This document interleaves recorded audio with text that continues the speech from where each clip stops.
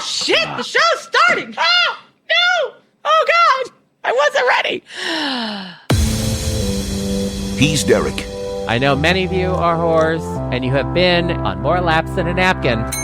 She's Romaine. Oh, here's my titty, touching another chicken titty. Whoop, whoop. This is Derek and Romaine. 2.0, bitches! Titty, titty. Touch my titty, titty, titty. Stroke my titty. You know what? Huh? Hi, Derek. Hello, Romaine Patterson. Welcome to the show, bitches. That's right. Hope everyone is enjoying today. Okay, This lovely day. Yeah, we're pre-recording the show, so God only knows who when knows this is what playing. today is, what day of the week it is. It could be Christmas Day for all we know, Derek. We could honestly be. have no effing idea. Merry Christmas, Romaine. Happy Thanksgiving, Derek. That's right. And a lovely Labor Day, too. Kwanzaa, Rosh Hashanah. Am I in Martin Luther Texas? King Day. Am I in New Jersey? Where am I? I don't even know. Maybe I'm in Hawaii. Wouldn't that be nice? That would I be could be. great. Oh, I Maybe could we be out just on a got back from beach. Hawaii. Oh, I could be looking at something gorgeous right now. God, I hope that's what I'm doing. You mean me? Thank you. Oh, gross. I did not mean you. Okay, well, anyway, we are pre-recording the show, which means we are trying to pick things that are evergreen. That means generic for you bitches who don't know Well- what evergreen means. Look, well, first of all, yes. I mean, something that will still be good. You know, we try not to talk about, like, let's say, have a conversation about an extremely elderly celebrity who could be dead by the time this airs. So, you know, we're trying to For Hulk Hogan. hedge our bets here. He's already dead. I know. Who's next? I'm going to say In Donald the wrestling Trump. world? Donald Trump is who's next. At least that's my wishful No. thinking. No. He's old. He could die. I'm not wishing for him to have bad things happen to him, but I'm just saying he is old. He could die. Look, as I have said before, Evil lives forever. demographically speaking, once a person has reached the average lifespan of the average person in their country, every year they have a 50-50 chance of dying. So anybody who is a man, I can't remember what our current stats are. I think for women, it's like 76 or 77, 78, somewhere around there. And for men, it's a little lower because men are like 72, 73, 74, somewhere around there.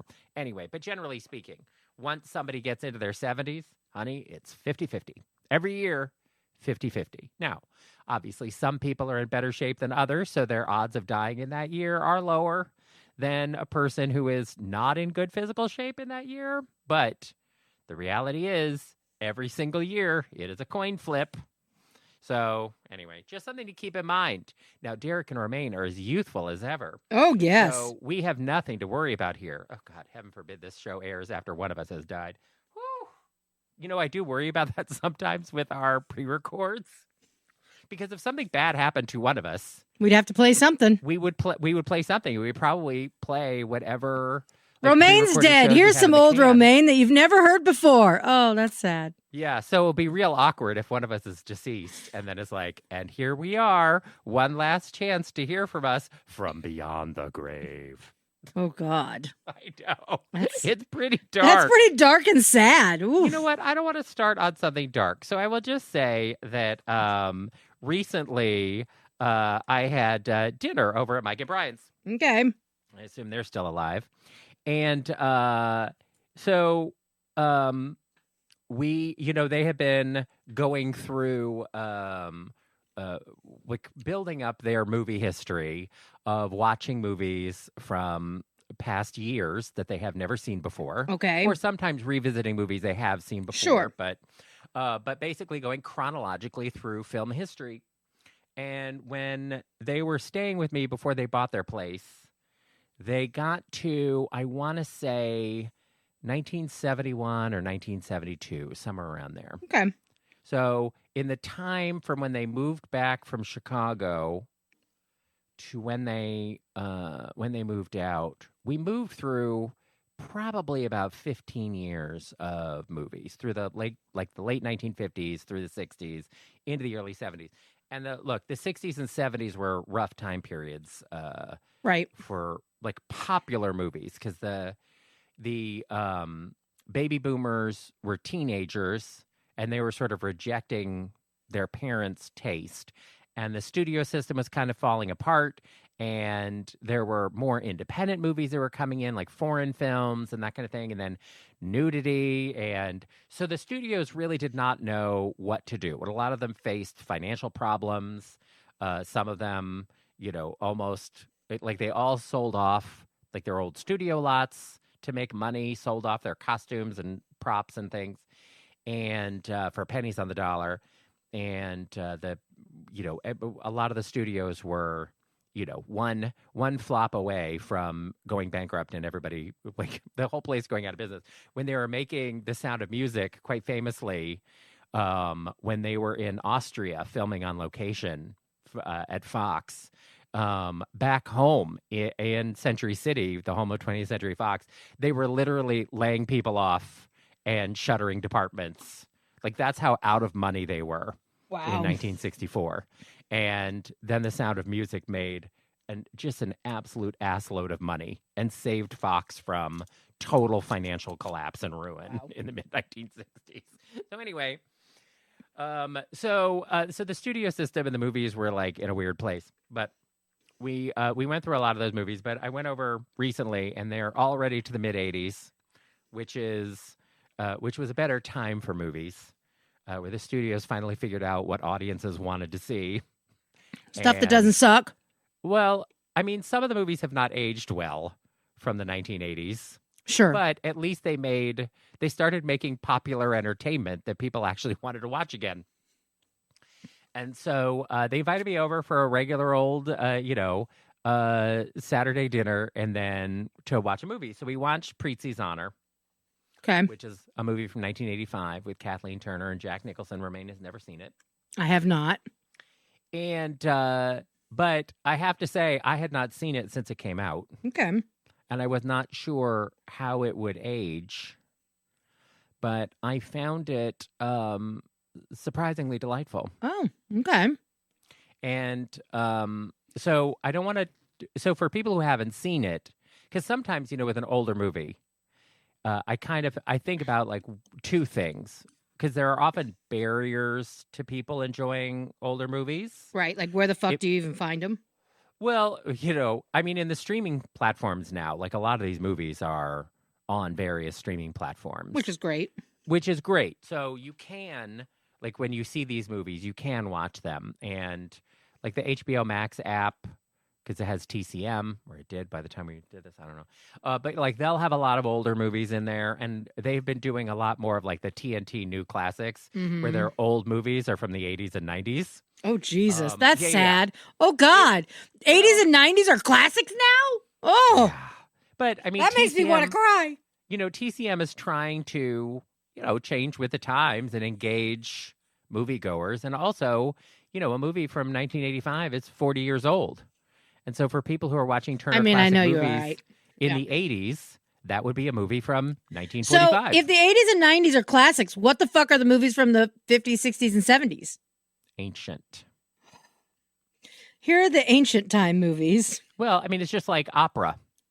Opera was a popular entertainment art form in the 19th century. I watched The Gilded Age. I know all about it. But, in the 20th century, it became a niche art form that was only enjoyed by a selection of people. But opera was still popular enough in the 1930s that like movie stars like Jeanette MacDonald, who was really like an operetta kind of a star, but she had an opera voice and she was a popular movie star, and she would be in movies where she would sort of like sing operatically.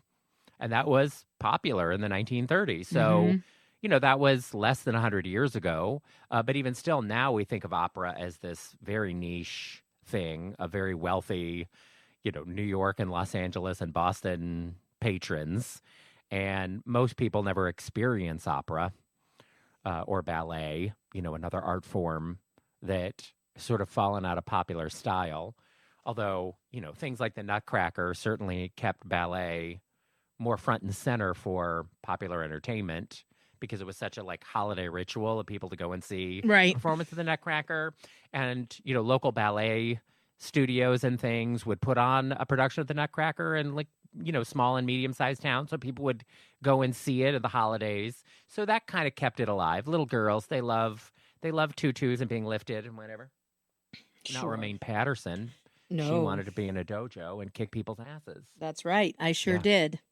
So anyway, so I wasn't sure how well Prizzi's Honor would have aged, but it actually is pretty good. So I don't want to give away a lot on the plot here because I actually think Romaine would enjoy watching this movie. Okay. But basically, here's the setup with Prizzi's Honor. So it's kind of a mob comedy. Okay. It has comedic elements to it, but it's about mobsters are very funny. Yes. Well, it's about a mob family in Brooklyn. Okay. And it's set in relatively modern times. I think it's supposed to be maybe the 1970s, but the movie's from 1985. They don't make it 100% clear. It might actually be in the 80s, but certain parts of the movies feel very 70s. But maybe it's sort of like Godfather hangover. And anyway, so in the movie, it's about this mob family, the Prizzis, and the grandfather is very old, and he made a blood oath on Jack Nicholson's character. Jack Nicholson is the son of his best friend, right? And so when he's born as the Don of the family, he basically is truly in a Catholic sense his godfather, right? Not just in a mob family godfather idea. But basically he says, he is a member of my family now. That's how close we are as friends. He is a member of my family now. And I will do everything I can in my power to protect him and everything. So Jack Nicholson's character grows up and he's within this mob family, but obviously he's not a direct descendant. And the Don has two sons, one who's a lawyer, accountant type, and then the other one who is kind of a fuck up. There's always one. There's always one. He grew up privileged, so he's not particularly good at his job, but his life is secure, right? Because he's the son of the Don. Right. And then he has a daughter played by Angelica Houston. She won an Oscar for her performance in this movie. The movie was directed by her father, John Huston. And so he has this daughter, May Rose, that he is estranged from because she had previously dated Jack Nicholson's character, but he got cold feet about marrying her and got mixed up in some kind of floozy. Anyway, the end result of it was that May Rose's reputation was destroyed because she was no longer a pure woman because she had slept with Jack Nicholson, I guess, before marriage, and now she's ruined because they're not together. And so she's been ostracized by the family. So she has moved to Manhattan and become a fabulous interior decorator and lives a fabulous life, but she's kind of cut off from her family. And but she still holds a candle for Jack Nicholson's character of I'm the granddaughter of the Don and you're his favorite person in the family. We should be together. This kind of legacy thing of, we grew up together. We should be together. And so anyway, so at the beginning of the movie, though, Jack Nicholson's character is at a big family wedding for the Prizzis, and Kathleen Turner is there. And he is instantly smitten. She is tall and blonde and gorgeous, and he's immediately attracted to her. And but he also knows she's not Italian; she's Polish. And, the family, it's obviously very insular because it's a mob. They don't like outsiders and whatever else. So he wants to be with her, but he also knows that this will be a treacherous situation within the family. May Rose is not going to like it because she's still hoping the two of them are going to get back together. And it's this blonde woman who is from Los Angeles and not part of their New York, Brooklyn scene and whatever else. But they're really sexually attracted to each other and have a lot of chemistry. But she has, sort of problems of her own that are unrelated to sort of his mob problems. But it really does become this thing of he wants to be with her, but also he doesn't want to go against the family, and it creates a lot of problems. And It's actually a really fun movie, and Kathleen Turner's character, it does not have a lot of sort of bad, like old movie. I watch a lot of old movies, and sometimes the female characters are wooden or cardboard cutouts or not a fully realized person. Like they don't always get like the best parts of the script. Sure. And but in this case, it's co-written by a woman, and Kathleen. Oh, thank God! Turner, So there's a woman's voice in this. Mm-hmm. There is, one, it passes the Bechdel test. Oh, thank God! Pretty early on in the movie, which is impressive, and but also like Kathleen Turner's character is a complicated character, right? And she's great, but Jack Nicholson, honestly, pound for pound, like when he's really like in it. Like as an actor, not just like showing up for a paycheck. Yeah. There's nobody better. He is such a great actor. And like they have a scene, like he's at the wedding and he looks over his shoulder and he sees Kathleen Turner like sitting up in the balcony right at the church. Right.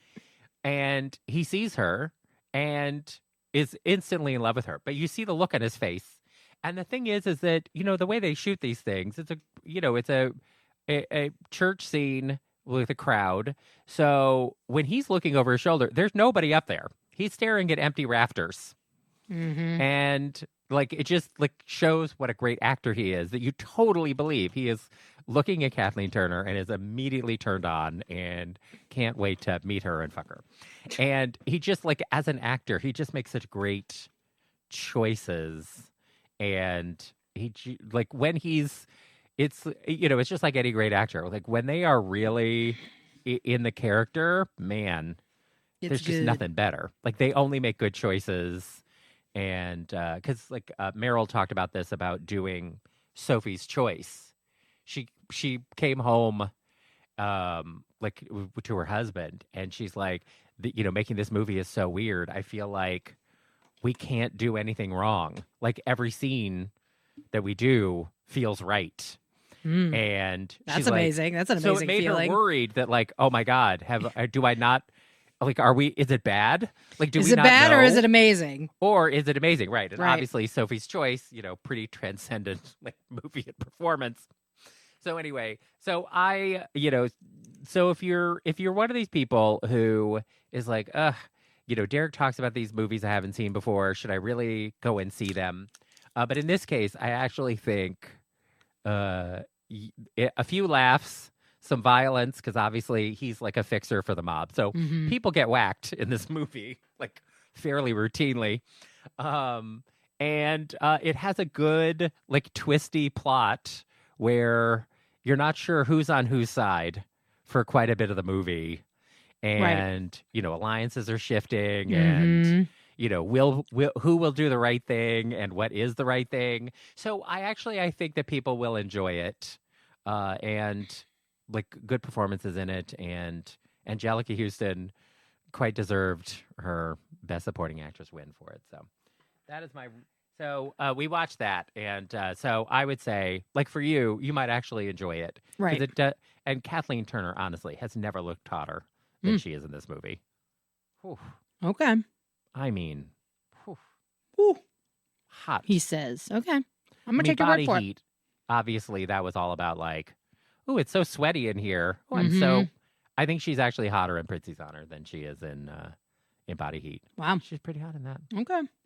So anyway, cool. But speaking of old movies, Romaine. Yeah. Well, so do you think you will go and watch it? I mean, it sounds like an interesting movie. I don't know when the fuck I have time to go watch anything, but. Because I'm busy all the time. But if I have some time, yeah, I think I would watch something like that. Maybe, you know what? If we haven't gone to Hawaii yet, maybe I'll watch it on my trip to Hawaii. Oh, maybe I should have you make me a list of movies that I should watch on that very long flight. And then I can watch a bunch.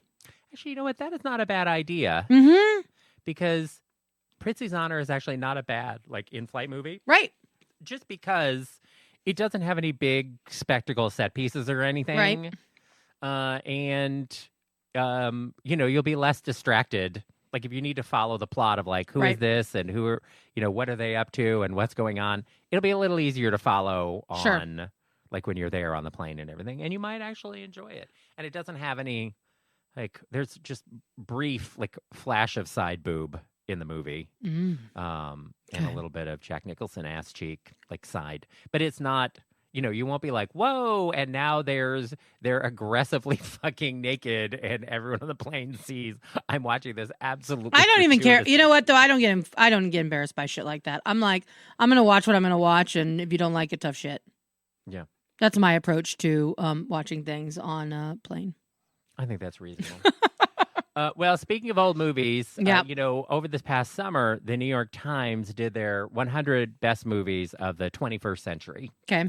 And we talked about it on the show, and I made my own top 10 list, and I made entirely of movies that I watch over and over and over again. Okay. Just because, like, there were other movies that I enjoyed in this century, but I enjoyed them when I watched them and then haven't watched them again. And it's just like, versus a movie like Children of Men or Arrival or True Grit or Bring It On or Crouching Tiger, Hidden Dragon, movies that I have seen 5 or 6 times, at least. And so it's like, obviously I really like this movie because I'm watching it over and over again. So anyway, but IndieWire, not to be outdone, IndieWire.com did their top 100 movies of the 1970s. And this is a decade where the filmmaking, as I mentioned, was real touch and go. Yeah. I mean, in some cases, we got some of the film directors that now we consider like some of our greatest directors, like Martin Scorsese and Steven Spielberg, came out of the 1970s. Even people like Woody Allen, whose like personal reputation is checkered at best. Mm-hmm. He did have quite a string of successful movies coming out of the 70s. So, but also, Mel Brooks, I mean, he really started in like the late 60s because The Producers was 1968, but his peak was really the 1970s with, Young Frankenstein and Blazing Saddles and History of the World, like his peak movies. So anyway, but it also was a lot of independent movies and a lot of foreign films and IndieWire. So it's a good decade for IndieWire to cover. But there was some controversy over the movies that made the list and the movies that didn't. Okay. So the number one movie for them was a musical, All That Jazz, which is directed by Bob Fosse. It was sort of a semi-autobiographical story about him when he was editing the movie Lenny, about Lenny Bruce, at the same time that he was trying to mount Chicago, the musical. Okay. At the same time, and how addicted to painkillers he was, and his relationships were falling apart because he couldn't keep his dick in his pants. And so it's really about, like, it's pretty unflinching about what a kind of terrible person he is, but also just sort of like how he got through these kinds of professional, the creative processes. And, but the movie has like incredible, like dance set pieces in it. The movie opens with a large, bunch of dancers on a Broadway stage, and they are auditioning. He's winnowing down dancers to be in the chorus of a new musical. And it's a montage, and it's just dancers dancing and getting like told to go home. Oh. And it's like, but it's fascinating to watch because you see the sort of the creative process that goes into like how this audition works and how tough it is. And, everybody's hopes, like they're all hoping to get through, and you watch it, you're like, they were great. Because how did they not get through? Yeah, no, I get that. And then it's just like, it's brutal. But you can watch, like, it's on YouTube. You can watch like the opening sequence from the movie. And even if you don't want to watch the movie, like you can watch it, and it's fascinating, to see. I would love to watch that kind of process, like when Madonna picks dancers for one of her tours, because I bet that's fascinating. I wonder, because we really have not seen that kind of behind the scenes, like putting a tour together thing for somebody like a Madonna or a Janet Jackson or Beyonce, like people who employ a lot of I feel like the backup last singers time and you dancers. saw something like that was when you saw that Michael Jackson documentary that he died in the middle of making. Right. Which probably would have been very illuminating because he was somebody who was very, I think all of these artists are very involved in the picking of like the dancers and singers Right. who are on the tour with them. But yeah, Michael Jackson was such a, he had such a clear eye about what he wanted the finished product to be. Mm-hmm. Like what his vision was and what his strategy was and how he put things together. So yes, I mean, it is interesting that of all the sort of performers of this, most recent period, that he's the only one that really actually wanted to like, let's do a documentary where we dig into the behind the scenes thing. Because, Truth or Dare has a little bit of it, but it's really about like the tour once everybody's already been selected. It's much more about like life on tour. Right. And sort of what they experienced from city to city, which a lot of sort of these music artist tour documentaries, that's really what they cover. That's just sort of moving from city to city and sort of the technical problems that they have along the way or battles with local people, because that was Madonna's thing, right? They're going to shut you down because your show is obscene and the police are going to arrest her on stage, which didn't happen. But yeah, I remember. That was a very real sort of threat. Sure. And she's like, I'm going to dry hump whoever I want. Oh, Madonna. Gotta love Madonna. I Oh, she's know. the greatest. She really is. But it really, nobody really delves into the process. And maybe because it is not a pretty process. Right. I mean, it's hard to tell somebody to their face, you're great, but you're not. But isn't this what we made something like the American Idol or the X Factors or like all those shows? Like, isn't this The Voice? Isn't this what all that is about? Is we love to watch, like society loves to watch people get their hopes dashed, but then they also love to see the people who get their hopes achieved. Like we've made a whole genre of TV shows based on this concept.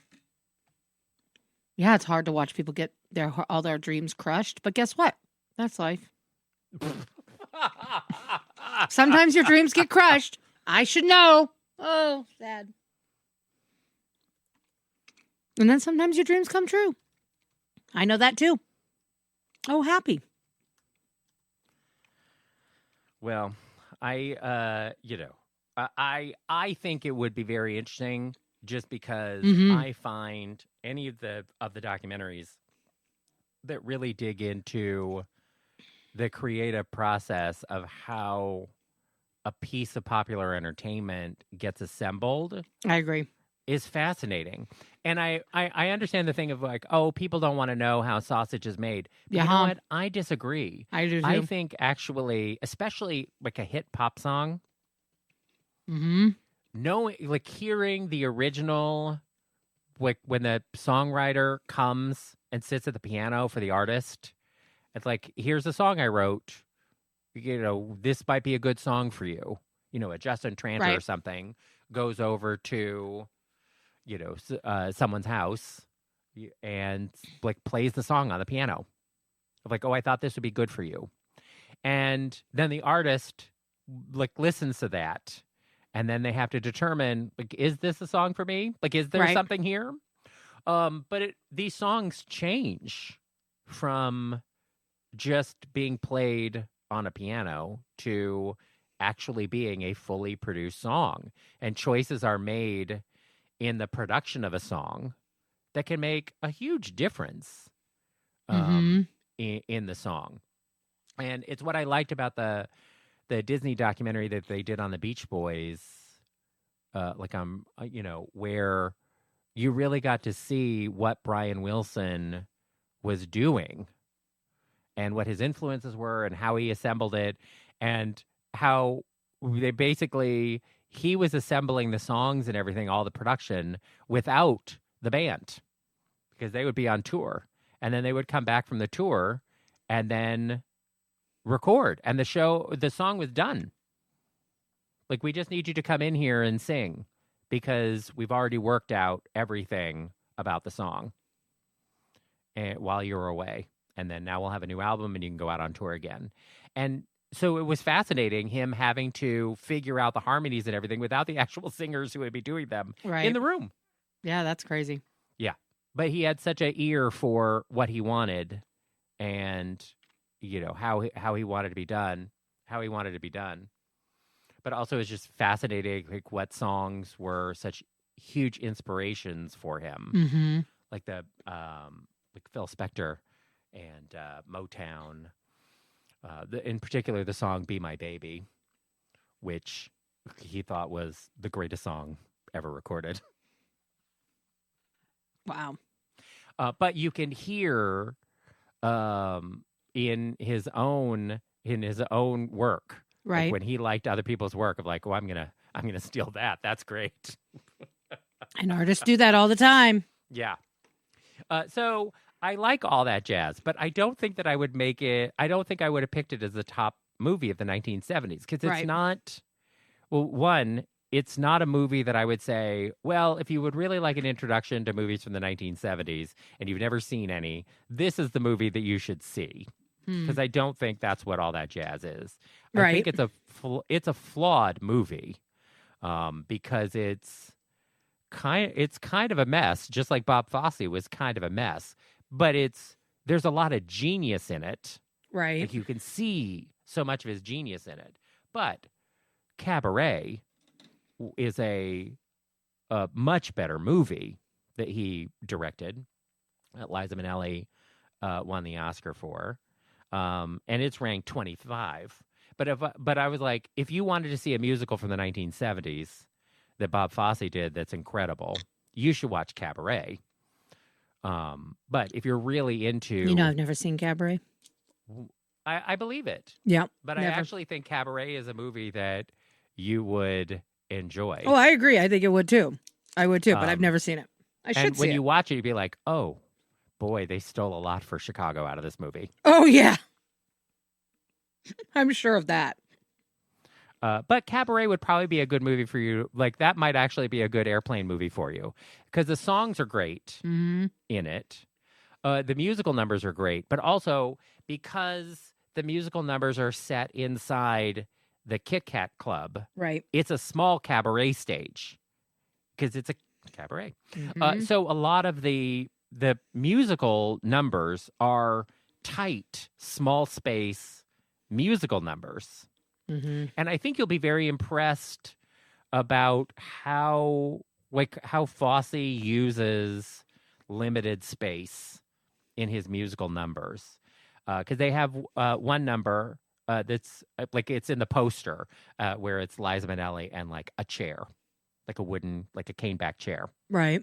And it's her and a bunch of dancers, and they all have these caneback chairs, and all the choreography is them up and around these chairs. And that you'll love it because you'll love the sort of inventiveness of it. I mean, it's all, because it's just like on Broadway with Chicago. Like everybody's basically in their underwear, right? Rolling around because that's Bob Fosse is like, we want to see the dancers' bodies when they're dancing. So have them in as little as possible at all times. And so it's just like scantily clad girls rolling around on caneback chairs, but it's so well put together, and you're just so impressed with his artistry as a choreographer, but also because he's directing it, you're not missing the choreography. Because sometimes when they make movie musicals, the director like cuts away, right, or does a close up when it should be a wide shot, or vice versa, and you don't get the momentum of the choreography. And it's one of the problems I have with the Hairspray movie is that Hairspray the musical on stage is so dynamic and electric in the room. And a movie just can't replicate that because you don't have the in the room energy of the show. And most musicals don't necessarily need that, but I think Hairspray really does, just because it's such an up. Like, so much about it is, like, up and crowd-pleasing. Like, it's such a great in-person experience. Right. And but with Cabaret, I think you'll appreciate sort of how he films it and everything. And Liza Minnelli gives a great performance in it. And it's a musical set in 1930s Germany, when it's the early days of the Nazis, and sort of the Nazi rise is kind of in the background of everything that's going on. And so the whole world that they're in is kind of unsettled at all times, because we all know where things are headed, and not to good places. And so it's quite a good movie. Yeah. So, but in the top 10, The Godfather and The Godfather 2, which both won Best Picture, those are in the top 5. Of course and they then are. Alien is number 6. Which is one of your favorites. Look, Alien is a great movie. You would probably also enjoy Alien. It's scary. I feel like I've seen Alien. You probably have seen it. Yeah. I feel like I hated it because I don't like scary movies. But yeah, it's if you don't like scary movies, I do feel like I've don't watch seen it. Alien. It is an unnerving movie. Mm-hmm. But it's kind of a movie that actually doesn't matter that it was made, because sometimes you watch movies from other decades, right? And it's hard to get into it because the time period is hard to get into. Mm-hmm.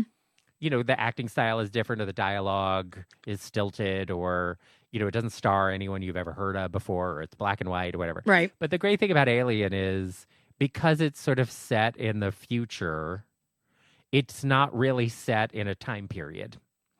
And it has a very specific aesthetic to it that does not feel like the 1970s, because Star Wars definitely feels like it's made in the 1970s. Right.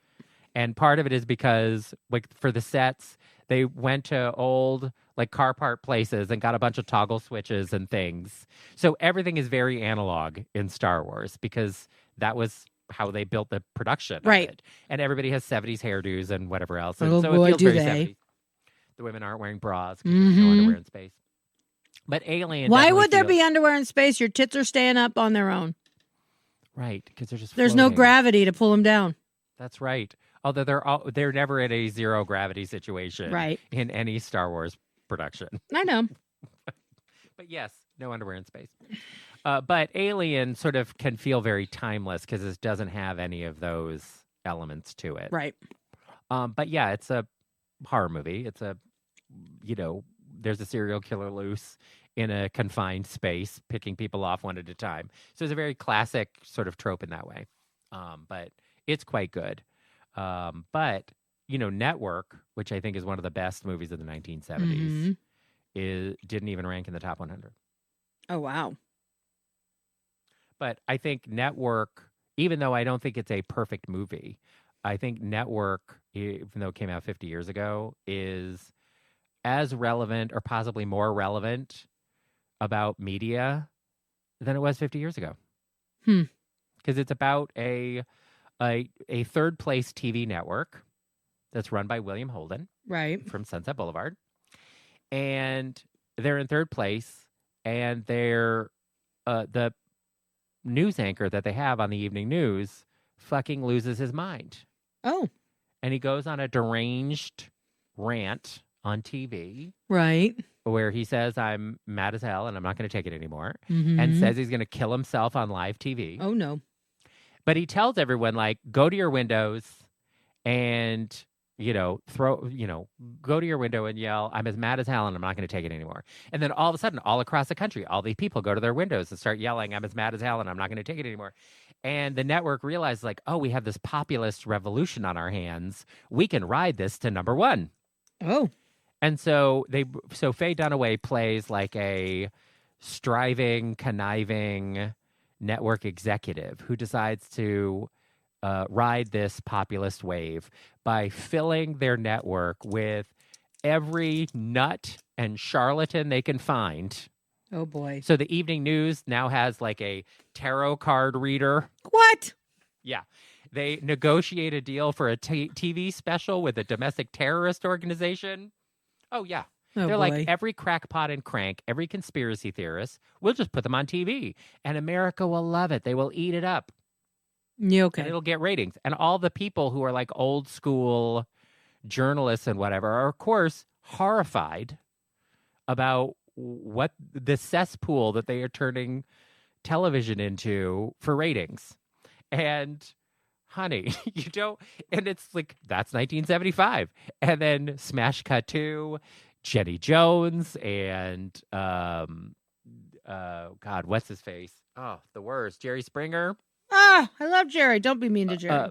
Fox News and like all the weird conspiracy theorists and cranks that they've been pumping out. But just like in general, reality TV, cops, and just like terrible, like just putting the worst behavior on TV because it gets a rating, The Real Housewives and whatever else. And so Network was really sort of the first movie that was about like this instinct of, well, we got to make money and America wants to see trash, so let's put trash on TV.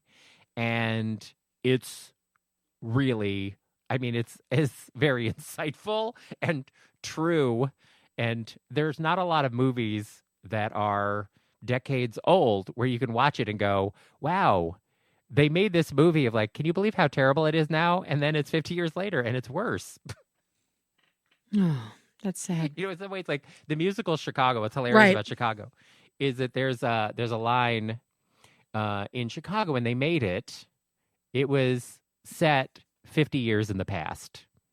And there's a line in one of the songs, in 50 years or so, right, it's going to change, you know. Yeah, not for and better. And the thing is that now it's been 50 years since Chicago was on Broadway, and nothing about it has changed. Nope.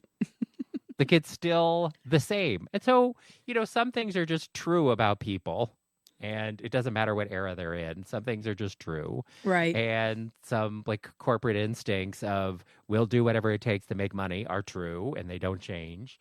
But it is interesting to see something from 50 years ago and go, oh my God, how did Patty Chayefsky, who had been a TV writer in the 50s, predict in the 1970s what TV but more to the point, what the internet would be now, where we're just surrounded by fake TikTok videos and AI slop and, you know, just whatever will get people to tune in and click, and they'll just, you know, put their family in peril for TikTok views or create just whatever AI conspiracy nonsense just for clicks and cash. Like it's all, you know, all of that is the same. Ugh.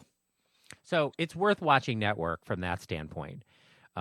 So I don't know. You might like Network just because there's so much about it where you'll go, wow, they could make this today. And it would not be all that different. That's terrifying. And you also, when you watch it, you see what all the fuss about Faye Dunaway as an actress was in the 1970s.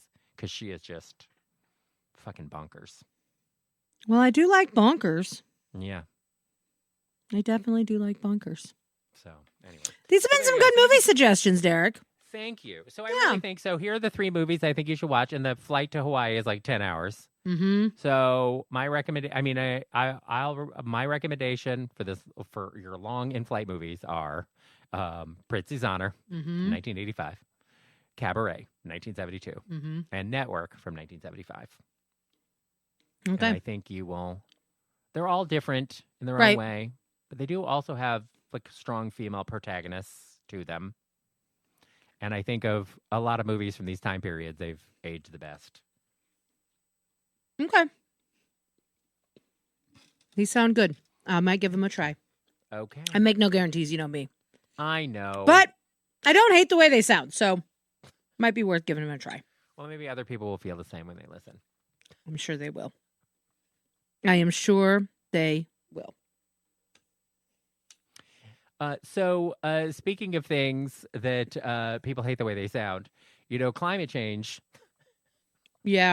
has created all sorts of problems all around. But apparently the Midwest is doing its part to make it worse. Oh, yeah. So over the summer, I read an article about something that sounded horrific to me. Have you ever heard the term corn sweat? It's no.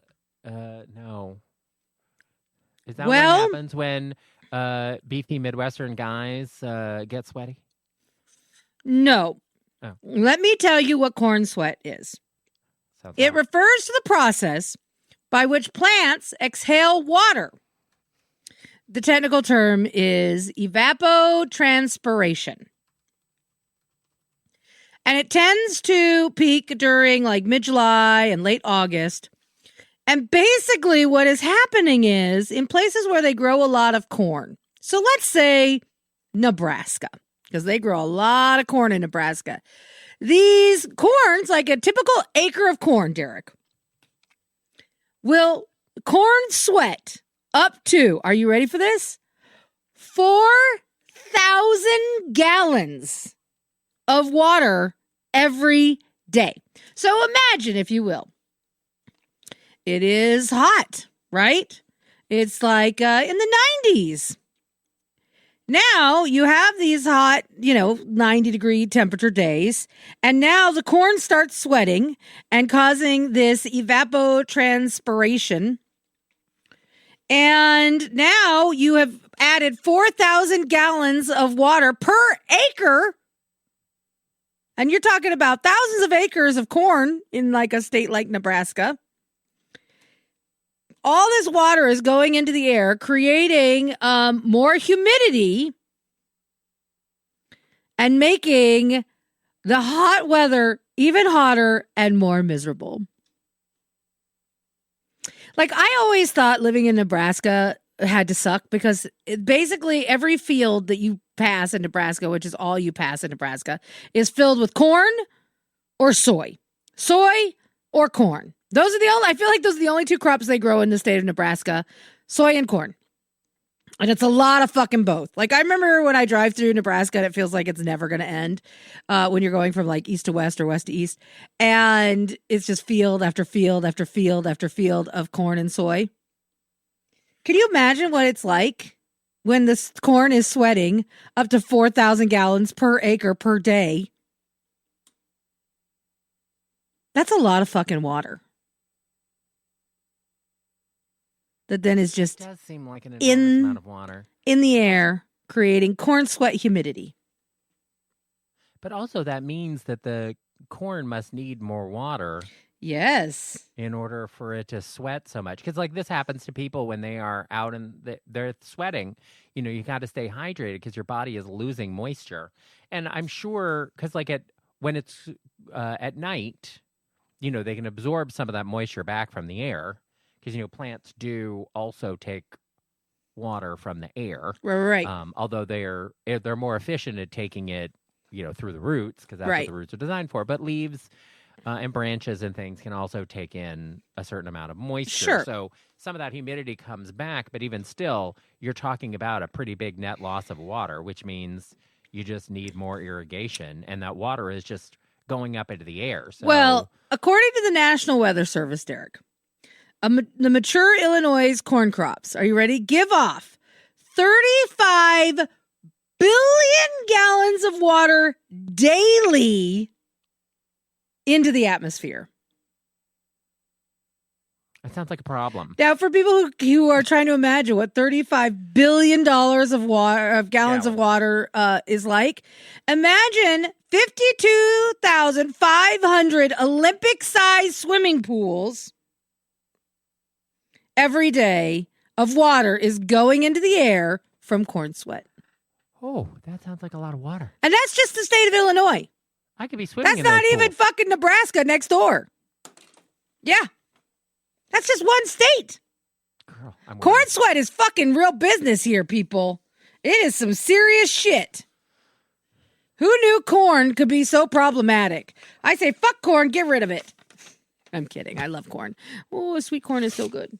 It is delicious. Look, there's nothing better than when you live in kind of a rural area and somebody has like a farm stand. Oh, it's the fucking best. And you pick up some fresh corn on your way home. Oh, my God. Yes. Pick that morning. Yes, girl. It is the fucking best. So good. So good. You're making me want some corn right now. I know. Oh, corn. Honestly, that's the best corn I've ever had in my life. Oh, yeah. Like roadside corn. Sand corn is the fucking bomb diggity.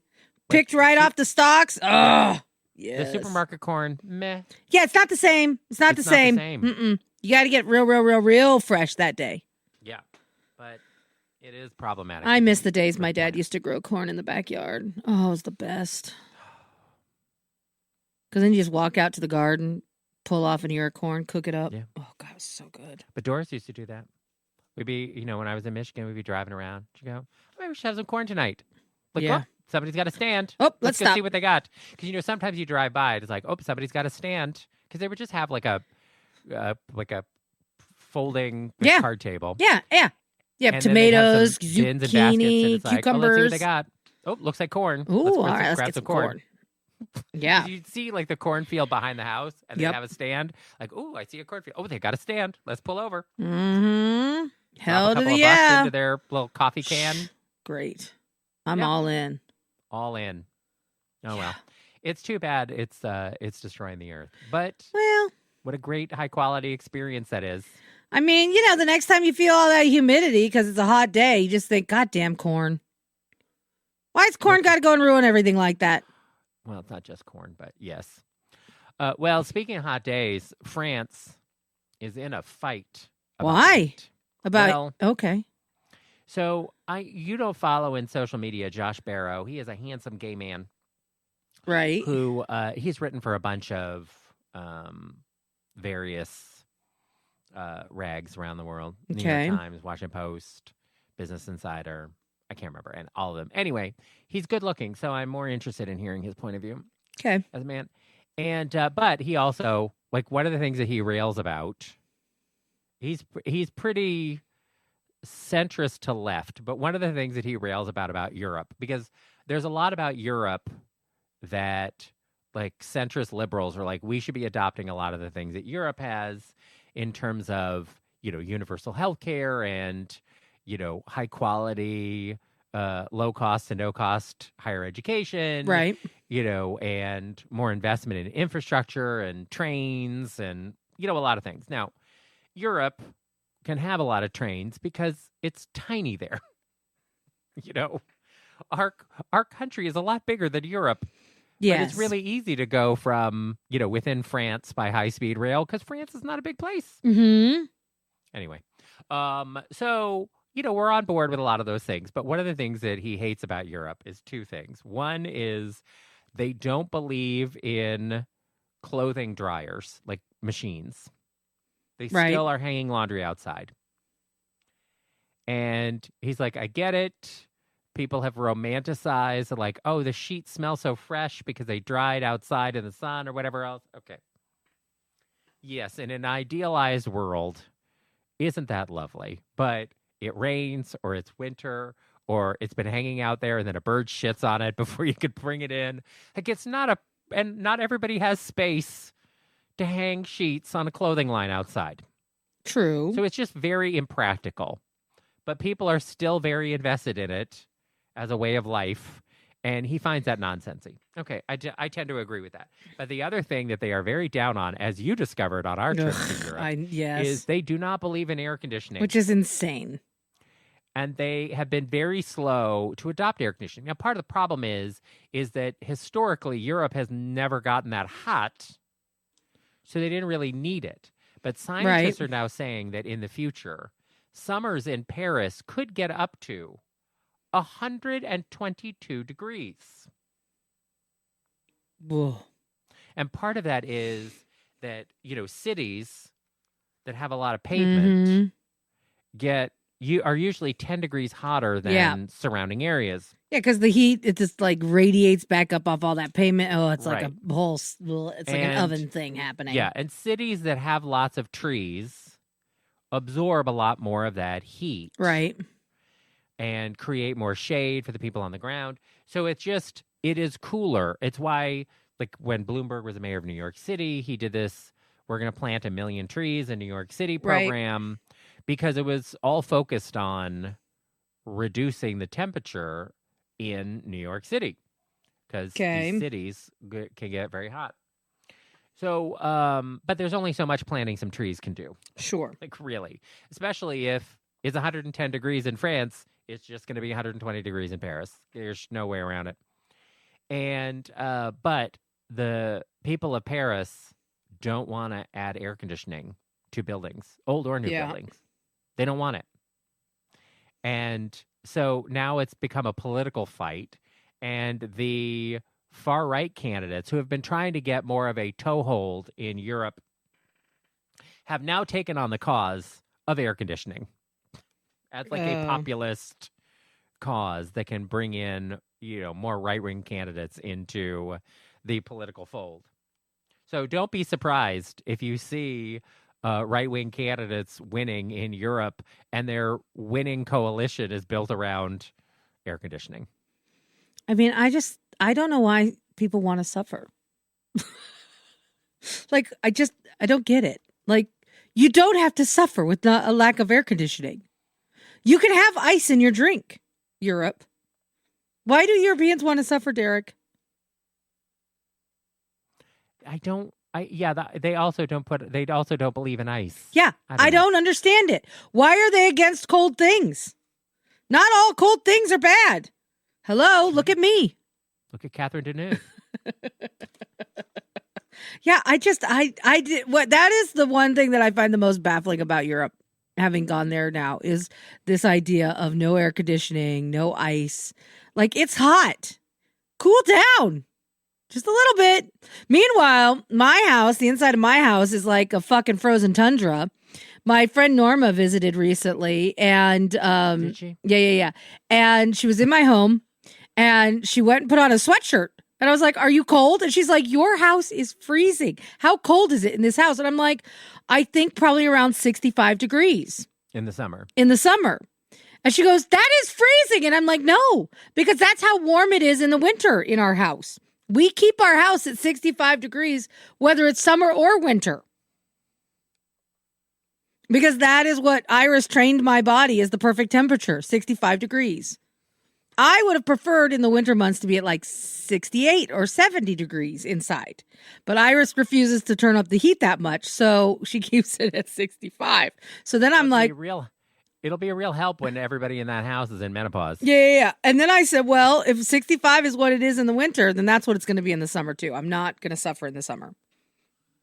I said, you can have one set of months, but the temperature will always be consistent at this temperature. I can understand that, like, window AC units are ugly.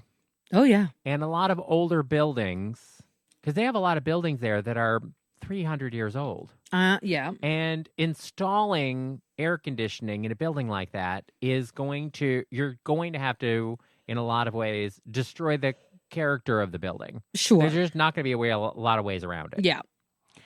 And so I understand some of the sort of preservationist feelings around it and everything. But the heat pump systems now are so much better. Well, so maybe they were just waiting for the right systems. Maybe. But I think what they should do in France is just replace the way that they heat things. Right. And replace that with heat pumps. And it will make life 10 billion times better. Right. In France. But because I have to imagine, because nobody in France is like, heat a house, how dare you? We like it freezing cold in here in the winter. Like, they take winter seriously. But they don't take summer seriously. No. But it used to not be as hot there in the summer as it is now, right? Or has it always been this hot there in the summer? No, it is a recent phenomenon. Yeah. And they had maybe 20 years ago. They got to adjust to the times. Yeah, they had a heat wave 20 years ago that killed, I can't remember, thousands of people across France. I got to look it up now. That's terrifying. That just a heat wave could come in and just fucking kill a bunch of people. I mean, I feel like it was more than 20,000 people. What? Yeah. That is significant. In the summer of 2003, estimates of the heat wave in France that it killed between 11 and 15,000 people in the 2003 heat wave. Wow. And I mean, you were there because you remember when you were going to Paris in a heat wave. And you remember how hot it was and how there was just no air conditioning. So what happens in these heat waves is when it's really, really hot, old people die. I can see why. Their bodies just can't handle it. And there's no, a place to go that is air conditioned. Oh, we'll just go to the mall or the movies or something and go to a store and wander around for a few hours and then cool down. There's nowhere to escape from it. But you would think after a heat wave killed 11,000 people in that country, they'd be like, yeah, we should probably actually not kill people. Right. But they might also think, you know what, a lot of these old people, they're pensioners, they're in prime real estate. Maybe if we lose a couple of the oldies every summer. That's horrible. I'm not in France. You know they have bad attitudes. I don't know what they're thinking. I guess.